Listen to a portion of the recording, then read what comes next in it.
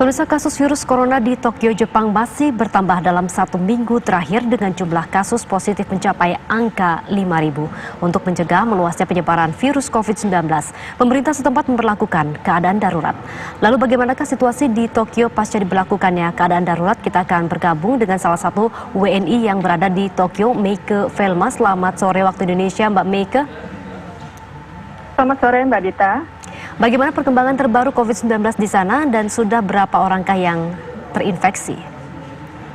Ya, sejauh ini ada yang positif sebanyak 6.009 orang hingga hari Jumat kemarin. Kemudian kalau saya lihat di berita itu kematian mencapai 112 orang tapi yang sembuh sudah mencapai 714 orang, begitu. Artinya grafik ini semakin hari semakin meningkat atau justru terlihat ada penurunan sedikit dibandingkan dengan awal mula COVID-19 masuk? Iya, jadi saat ini sepertinya ada grafiknya meningkat seperti itu dan merupakan rekor berturut-turut selama 3 hari berturut-turut seperti Kamis, Jumat kemarin ini. Dari pantauan Mbak sendiri, melihat dari informasi yang disampaikan pemerintah, kira-kira daerah manakah di Jepang ini yang paling banyak terinfeksi COVID-19? Ya, jadi yang paling banyak terinfeksi adalah Tokyo, tempat saya tinggal, dan juga ada 6 provinsi lainnya yaitu Kanagawa, Saitama, Chiba, Osaka, Hyogo, dan juga Fukuoka. Maka dari itu 6 provinsi tersebut juga diberlakukan keadaan darurat. Ada 6 provinsi, bagaimana dengan keadaan warga negara Indonesia yang ada di sana? Ya, sejauh ini belum dilaporkan ada warga negara Indonesia yang positif terkena COVID-19, selain dari anak buah kapal Diamond Princess yang pada saat itu sudah dilaporkan 9 orang sembuh ya. Artinya koordinasi bagaimana di sana diberlakukan antara KBRI dan juga dengan masing-masing WNI untuk saling berkoordinasi? Ya, kami di sini hanya diimbau untuk tidak pergi keluar rumah. Kami bekerja dari rumah dan diimbau untuk terus mencuci tangan seperti itu. Apa sebenarnya pemicu yang menyebabkan COVID-19 tampaknya meningkat kembali di Jepang? Adakah informasi dari sana, Mbak Meike? Ya, kalau misalnya melihat situasi yang ada saat ini, sepertinya sebelum diberlakukan keadaan darurat, itu warga Jepang sendiri pun tampaknya menikmati piknik hanami atau melihat bunga sakura. Jadi orang-orang berbondong-bondong pergi ke taman dan mungkin karena itulah jadi angkanya meningkat seperti itu, Mbak. Artinya di daerah Anda di Tokyo sendiri masih ada masyarakat yang melakukan piknik begitu ya? Itu sebelum diberlakukan keadaan darurat. Namun setelah diberlakukan keadaan darurat pada Selasa kemarin ini, hari Rabu kemarin saya sempat keluar sehari setelah diberlakukan keadaan darurat tersebut dan saya melihat jalan-jalan sudah sepi karena toko-toko dan juga mall, kafe juga sudah tutup begitu, Mbak. Adakah denda yang diberlakukan kepada warga yang ada di Jepang jika keluar rumah di luar jam berlaku?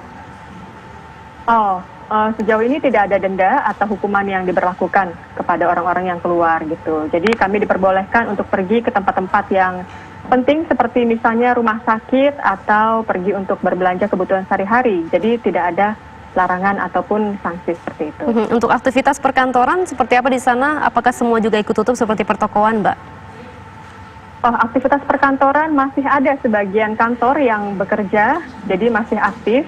Jadi saya masih melihat orang-orang itu naik kereta masih agak ramai begitu, Mbak. Untuk transportasi publiknya seperti apa, Mbak Meike? Masih beroperasi kah? Transportasi publiknya masih beroperasi karena gubernur sendiri mengatakan tidak akan menutup jalur transportasi umum untuk orang-orang yang dapat berpergian keluar dan masuk gitu. Baik, untuk saat ini bagaimana penerapan untuk melakukan cek kesehatan? Apakah rumah sakit di sana cukup begitu ya untuk menampung banyaknya jumlah yang terus meningkat? Iya, untuk sejauh ini sepertinya rumah sakit sendiri juga mungkin mulai agak kewalahan kalau semakin banyaknya pasien yang meningkat karena mulai ada sekitar 6.000 orang ya yang positif terkena corona. Jadi kalau pemerintah sendiri mengimbau kalau memang tidak parah ataupun masih ringan gitu sakitnya, lebih baik melakukan self-isolation di rumah selama 14 hari seperti itu. Untuk jam berlaku ketika misalnya ada masyarakat yang hendak berbelanja ke toko, sejauh ini belum ada pemberlakuan jam berapa saja begitu ya untuk boleh keluar dan kembali ke rumah? Iya, untuk sejauh ini bebas. Kami masih boleh pergi keluar rumah, berbelanja itu jam berapapun bebas. Gitu. Baik, untuk penjagaan pengamanan, apakah semakin diperketat dengan adanya peningkatan hingga 6.000 orang terinfeksi ini, Mbak Meike? Sejauh ini kalau yang saya perhatikan di Tokyo sendiri tidak ada pengamanan seperti itu ya Mbak ya. Jadi memang tidak ada pasukan keamanan gitu tidak ada. Tidak ada pengamanan yang berlebih begitu ya, sama seperti biasa, namun orang-orang mengurangi aktivitasnya, seperti itu Mbak ya? Iya, jadi semua hanyalah berdasarkan kesadaran masing-masing saja gitu. Dengan aktivitas anak-anak sekolah juga sama, masih diliburkan hingga saat ini?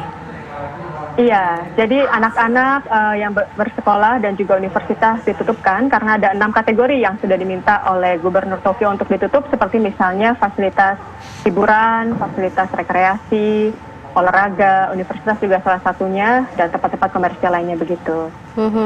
Baik Mbak Meike, terima kasih atas waktunya. Kami sudah menangkap informasi yang disampaikan. Semoga sehat dan salam untuk warga negara Indonesia yang ada di Jepang. Tadi Mbak Meike mengungkapkan ada 6.000 orang Jepang yang saat ini terinfeksi di 6 provinsi.